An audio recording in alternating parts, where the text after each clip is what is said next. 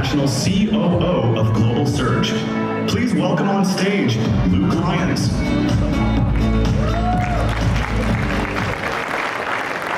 One of my favorite authors has this quote. His name is Simon Sinek. He said, "Let us all be the leaders we wish we had." All of us have had leaders above us, and all of us have looked up to many of those leaders, and some of us have not had great leaders to look up to. And we said, I wish I had that leader in my life.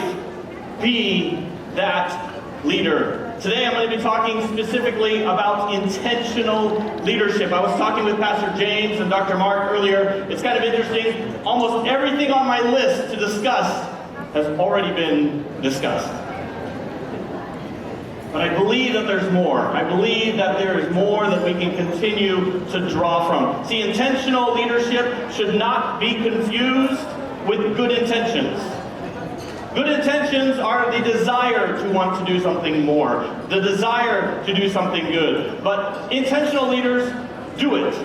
They take action, they move, they engage, they develop others. Intentional leaders are multi-generational leaders. Intentional leaders will not stop at what level they are at. They will continue to not only generate themselves to be a better leader, but to lead others to the next level as well.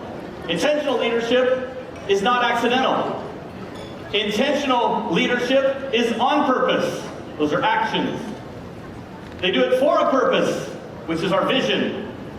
And then they do it to fulfill God's purpose, which is our calling. Intentional leaders do several things. They read intentionally. They mentor intentionally. They disciple intentionally. They observe other people intentionally. They rest intentionally. I've seen too many leaders that go, and then stop, and they say, I need to take a rest. Mag-rest muna ako. And the reason is because they already drained their tank. If you've ever ridden a motorcycle, and I love riding motorcycles, I have seen so many fellow motorcycles nakatabilang sa kalsada at nilalakad nila yung motor. Hindi dahil wala ng hangin, dahil wala ng gas.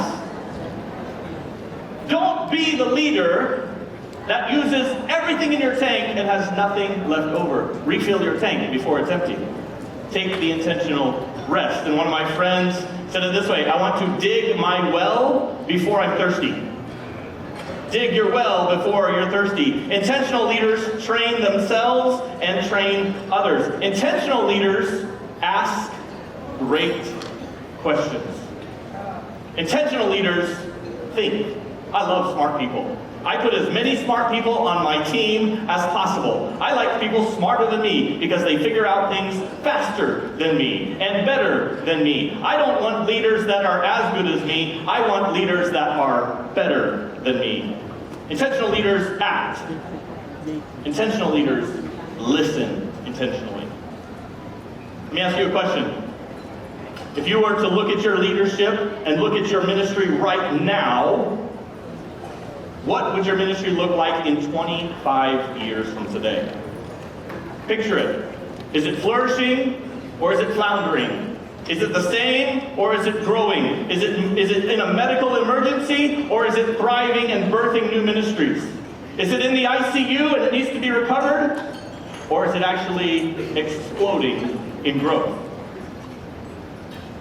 Now, if you were trying to accomplish that in 25 years, let's imagine that you had 100 days left to replicate yourself, to duplicate yourself, to multiply yourself. What would you do? Would you write a book? Would you start a podcast? Would you list all of the frequently asked questions? Pastor, ano po yung Wi-Fi? Pastor, saan po yung budget? Pastor, kailan pwede pa tayo mag-off? Pastor, kailan tayo mag-outing? You know, all of the important questions that we as pastors ask. What would you do? What do you need to do to transfer your knowledge to the next generation, to replicate yourself? A couple years ago, I had the honor of attending my grandfather's 70th church anniversary. And I was standing there listening listening to all of the great stories of the men and women who had been impacted by my grandfather. The men and women who had been mentored and discipled under him. The pastors that have gone to other countries and other nations and other continents to plant churches. And as I was sitting there listening, I began to ponder, what is our ministry going to look like when we are at 70 years? Global Surge just reached 30. By all means, we're actually a very young ministry. In 40 years, we'll be 70. In 40 years, I'll be 82. My children will be in their 50s. I'm going to have grandchildren in their 20s. I mean, a lot can happen in 40 years. What would your ministry look like? If we're going to be intentional leaders, we must continue to build beyond myself. I must build beyond myself. It's not enough for me just to develop myself into a better leader. I must also invest in the leaders and the volunteers that God has already entrusted to me. It's imperative to increase their capacity. It is imperative to live forward, to not just be stuck looking backwards. Can I give you some ministry insights, a pro tip? You can see the future of your ministry right now.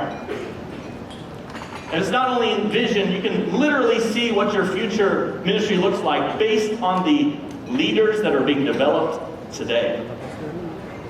If you have a lot of leaders that are being developed and being groomed into powerful men and women, and they're being prepared and they're being equipped today, then you have a bright future. If you have nobody on the horizon, your future looks pretty dark. You can see what your future ministry looks like, and I would challenge you to focus on the next generation. John Maxwell says it this, one of our greatest leaders of our time. He said 80% of all leaders are shaped by the influence of another leader. Think of your own life. I guarantee you, someone spoke into your life. Someone challenged you. Someone says, you can do more. Someone said, this is what I see in you. Do that for the next generation. I would challenge you next to stack your team. Stacking your team is a sports illustration that we use where you have an unfair advantage because you have so many great players on your team. Can I tell you about a team that was completely stacked? My son's 6-year-old soccer team. We were the Orange Gorillas. I love the color neon orange. I custom ordered neon orange uniforms for my whole team. You could find the students anywhere because they were all in bright orange. And my son and his best friend Gavin were in first grade, and the team was stacked because these two boys were like rocket fuel stuck in a 100cc motorcycle engine. And when the teams would start, they would be midfield. And after we got a huge head start, 4-0, 5-0 in the game, all the other kids are like, this is not fun. I would tell my son and his buddy Gavin, I would say, wait. And they would get to the center line, and they would stand like this. And then they would look over at me, and I go. And I would say, not yet. And I go. And I would wait until the other team had the ball for about 35, 40 seconds, and then I would quietly say, go. And those two boys would go tearing off down the field, and if dimos sila matigil, they just would run, grab the ball, steal the ball. My son learned how to slide tackle. Ever seen a slide tackle? It's when a 6-year-old boy runs at top speed, dives feet first, and slides the legs out of the other person. It's not really legal at 6 years old, but it's a lot of fun to watch. Eventually, the umpires and the referees kept blowing the whistle, and they're like, you can't do that. And my son, Scott, kept coming back to me. He's like, Dad, what? Why can't I do that? I said, Scott, you have an unfair advantage. He said, why? I said, because I taught you how to do that. Nobody taught them how to do that yet. Stack your team. You want to have an unfair advantage and really be a threat to the devil? Stack your team. Build a team that is unstoppable, that has an unfair advantage. If we're going to be leaders of intention, then we must be leaders that take great, big steps of faith. Can I tell you, this conference took a lot of faith on our team's behalf. 7 months ago, 8 months ago, we were looking at venues all over different parts of Metro Manila. the SMX building, the 2 different SMX centers. We were looking at different hotels, and this became the best option. You know, we had to put a down payment down back in March, 100,000 pesos. Not life-changing money, but the problem was the remaining balance of 1.56 million pesos just for the venue. And I told my team, okay, we're going to take a step of faith. And we're just going to believe that God's going to provide the resources. And that's really easy to say until you have to start making the fundraising phone calls. And I started calling multiple times a week. Calling the United States, calling partner churches, calling donors and saying, hey, we have this conference that's going to come up. We're going to have 1,000 people there. Quietly, I hit mute and I'm like, please, Lord, fix the 1,000. Unmute. And we're going to have 1,000 people there, and we just believe that it's going to be a great opportunity, and we really want you to be partner. Mute. Lord, please tell them, give me money. We need the money. You know. And over 100 phone calls later, and through our partners of our team, God provided and provided and provided and provided. I look at it this way: when we ask God for great resources, you ask God's people for God's money to do God's work, and it's always going to be there. You ask God's people for God's money to do God's ministry, and it's always going to be there. After all, faith is, after all, opening the door that looks like, sounds like, feels like, tastes like, smells like fear. That's what it looks like. And you believe that God's answer is on the other side. Many men in history have faced insurmountable odds. David faced Goliath. Moses confronted an oppressive king, and then he took over 100,000 people to cross the Red Sea. Joseph endured false accusation. Abraham moved to an unknown country with no passport and no visa. And each of these great leaders transformed through the power of great leadership because they believed in God. They turned those insurmountable obstacles into remarkable achievements, giving God the glory because of their faith. Mark Batterson, one of my favorite church planners and authors, says this. He said, our purpose in life should never be to arrive safely at death. That's not the goal. You don't want to reach your gravesite and say, safe now. We need to be living dangerously. We need to have such great big faith to take big risks, to be able to step out in faith, no matter how audacious the goal is, to say, if this is what God has called me to do, I am fearlessly going to move forward and believe that God will follow through. I would challenge you as a leader to do not become what I have called with my team, and challenge my team to do this. I said, do not become an excuse expert. You have those people in your church, right? Kahit anong situation, kahit anong ginawa mo, kahit anong ilang beses in advance, in-inform mo sila, they come up with a dahilan for everything. Ay, hindi pwede. Yung pusa ko. Kasi you don't even have cats. Yung pusa ng kapitbahay ko. Oh, my children, oh, my this, my mom, my wife, my this, my children, my left foot decided to argue with my right foot. It's like, don't become an excuse expert. And if you have one on your team, I would challenge you to call them out kindly, but say, really? Another dahilan? Really? Great leaders will not become excuse experts. Excuse experts turn into logical reasons why we take our call from God and bury it in the ground out of fear. It's fear, just as my dad has taught me, that when you face fear, this is how you beat fear. You fight fear with faith. That's how you overcome fear. It is fearful to do ministry sometimes. I'll be honest. When God calls us to do things that we've never seen, never heard of, or never accomplished in our lives, we're like, how in the world, God, are we going to do this? When you're building your team, a fearless leader who leads with intention, ask this question. Does your style of leadership, does your environment of leadership create a breeding ground for others to take radical actions and to do even greater things for Christ than you have done? What does your leadership environment look like? What does your church look like? What does your business look like? Have you created an environment where people are unwilling to keep at the status quo, the normal pace? They want to pour in caffeine and gasoline and see what God can do. This is how I do it. I have a simple formula. It's simple, but it's not easy. I pray, I read, I fast, I disciple, I repeat. I pray, I read, I fast, I disciple, I repeat. I pray, I read, I fast, I disciple, and repeat. And I found that God uses that habit to develop myself and those around me. We're at a certain point in history right now, in our lives, in 2024, that if we don't give it everything we got, we risk losing everything we have. Do you realize that we are one generation away from a completely godless earth? One generation. And yet we're one generation from the Great Commission being completely accomplished. It's one generation. We are one generation away. How will you lead in that generation? My team has taken several mantras, several mottos that we believe in. Our community group mantra has this, and I love this quote.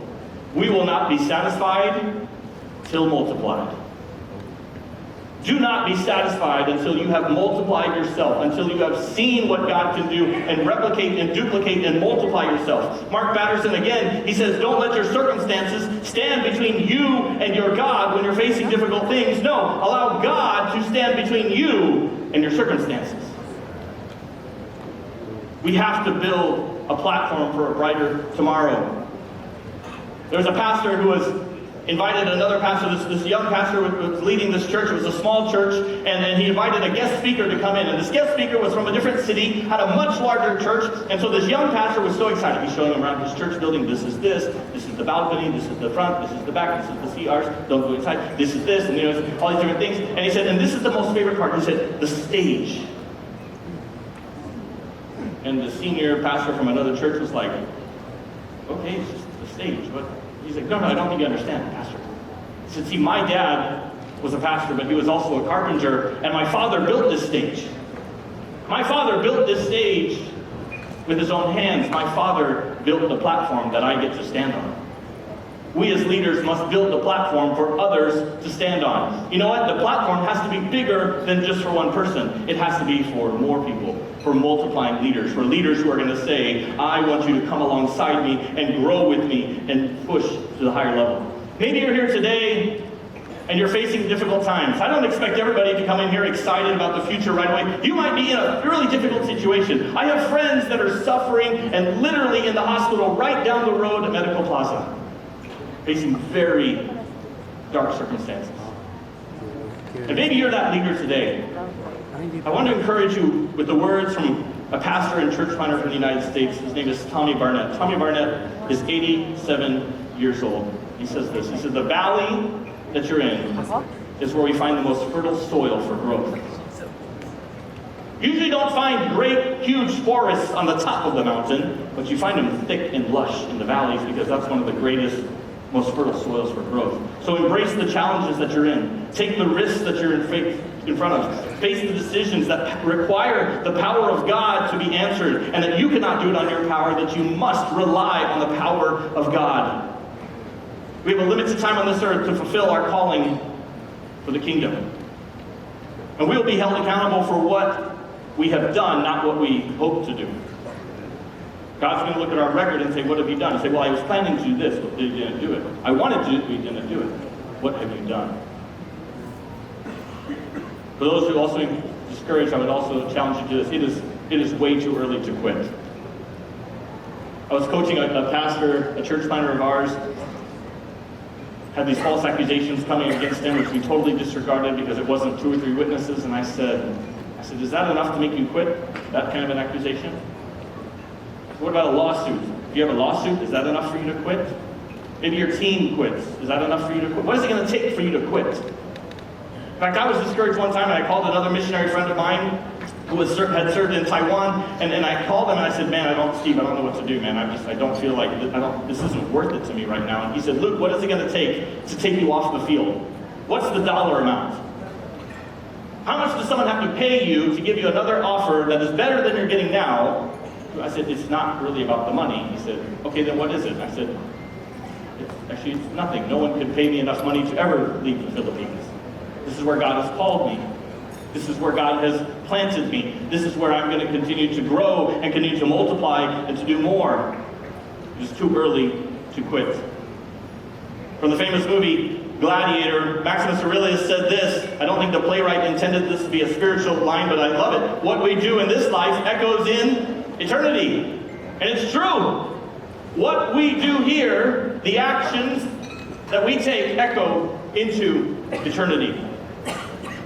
Jim Collins, who wrote one of the most famous books on leadership, Good to Great, said greatness is not really a function of circumstance. It's largely a matter of conscious choice. Stop being a leader of circumstance. Do not be a leader that's saying, I'm waiting for the right timing. Be a leader that says, it is the right time.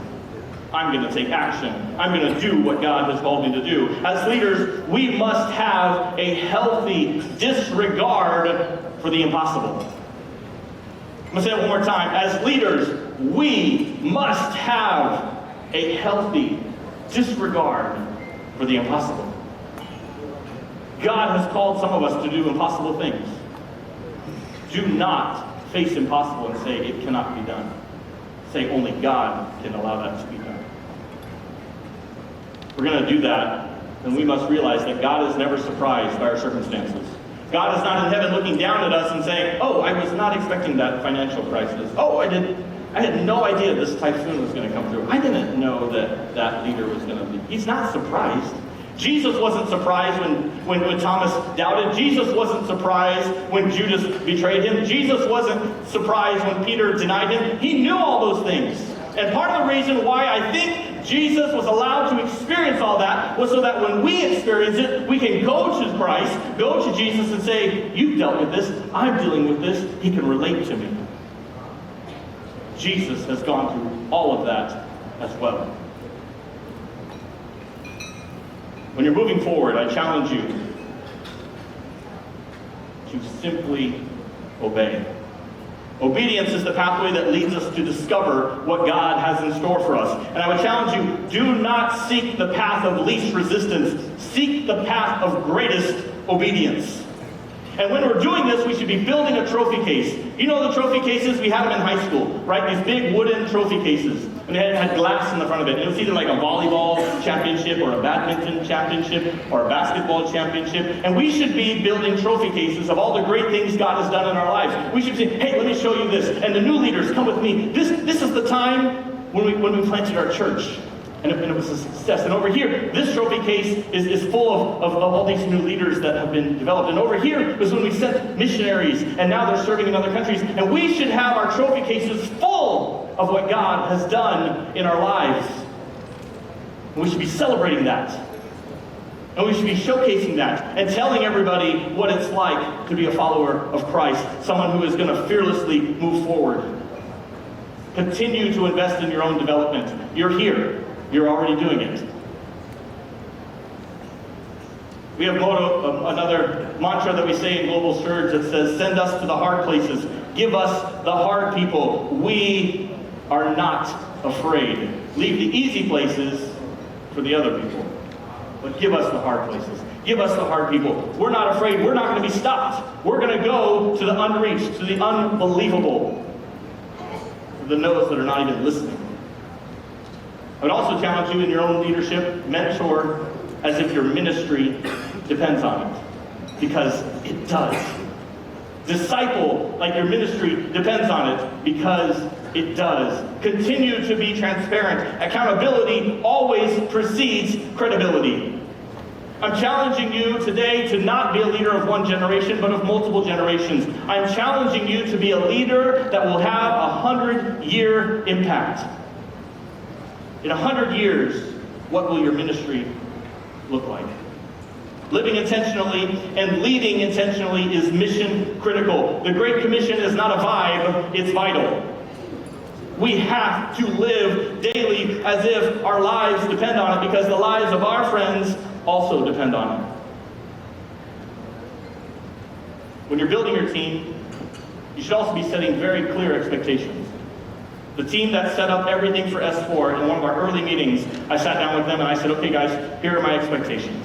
If if you're going to be part of this team, I would expect you to do this, and this. And I want to know if you agree to those expectations before we move forward. And every member on the team said, I'm in.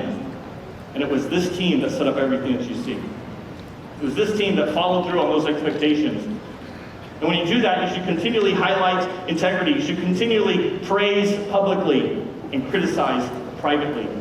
High-performance teams are typically led by leaders who pour into them, providing resources and training, empowering them, granting them the authority. This is what true empowerment is. Granting them the authority to make decisions and equipping them with the tools needed for success. Empowering is not telling somebody what to do. Empowering is saying, whatever you do, I'm going to agree with it. And if it doesn't work out, it's okay, we'll fix it together. But I'm going to trust your decision. I'm going to give you the authority to make this decision on behalf of the ministry. As the leader, you shouldn't be having to make every single decision. You should be bringing others along and allowing them, teaching them, showing them how to lead. I'm going to wrap up with this. The astronaut Neil Armstrong had a famous historic words when he said, one small step for man, one giant leap for mankind, when he stepped off the rocket ship onto the moon. Recognizing the impact of his leadership and recognizing the impact of the leaders around him and the responsibility that was put on his shoulders. And yet there's another astronaut who I think also left a great impact. Buzz Lightyear. Buzz Lightyear's famous statement was what? What I love about Buzz is Buzz was not worried about currently, he was talking about tomorrow. He was talking about infinity. He was talking about infinity and beyond. I love that because he was the type of person that was fearless. And if you watch the movie slowly or fast or with your children, which usually I laugh more than my kids when I watch that, he doesn't care. He just jumps. He believes he can fly. In your leadership, move to infinity and beyond. True leadership is not about standing up front. True leadership is not standing on a stage. True leadership, true intentional leaders are looking for others to serve. True leaders will stand hand in hand, arm in arm, shoulder to shoulder, cheek to cheek as they lead the next generation. So I challenge you to continue to move forward in your own development and the development of the next leadership, the next generation. If God has given you leaders, embrace that. If God has given you volunteers, embrace that. You're here on purpose, not an accident. I don't believe in accidents or coincidence. I believe in divine appointments. It is not an accident that you are here. It is not an accident that you were invited. Maybe you're a leader that wants to develop yourself. And if someone invited you, they want to develop you into the next level. They believe in you. They believe that God is going to use you for greater things. And I don't want you to come to this conference and leave motivated. That's not our intention. I don't want you to come to this conference and leave inspired. That is not enough. I want you to come to this conference, hear, learn, and be transformed. Because motivation doesn't last a long time. Inspiration doesn't last a long time. But transformation is constant moving in the right direction. You must leave here transformed because in your leadership and in the life of your church, we are just getting started. Thank you.